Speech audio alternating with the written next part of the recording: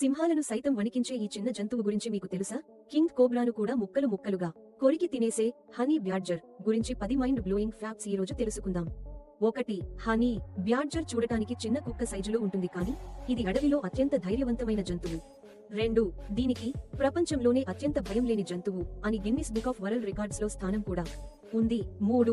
అత్యంత విషపూరితమైన king cobra లాంటి పాములను కూడా ఇది చాలా సులభంగా వేటాడి తినేస్తుంది. 4. ఒకవేళ పాము కాటు వేసినా దీనికి ఏమీ కాదు, ఆ విషాన్ని తట్టుకుని బతికే శక్తి దీని శరీరానికి ఉంటుంది. 5. సింహాలు మరియు చిరుతపులులు కూడా దీనితో గొడవ పడటానికి భయపడి దూరంగా వెళ్లిపోతాయి. ఫ్రెండ్స్, మీరు ఈ హనీ బ్యాడ్జర్ పేరు ఎప్పుడైనా విన్నారా?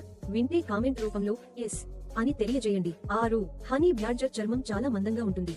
దీనికి బుల్లెట్ తగిలినా లేదా జంతువులు కొరికినా అంత సులభంగా చొచ్చుకుపోదు. 7. దీని దవడలు ఎంత బలంగా ఉంటాయంటే బలమైన తాబేలు పెంకును మరియు జంతువుల ఎముకలను కూడా సులభంగా కొరికేయగలవు. 8. వీటికి తేనె అంటే చాలా ఇష్టం, అందుకే వేల సంఖ్యలో తేనెటీగలు కుడుతున్నా లెక్క చేయకుండా తేనె పట్టును లాక్కుని తింటాయి. 9. ఇవి చాలా తెలివైనవి.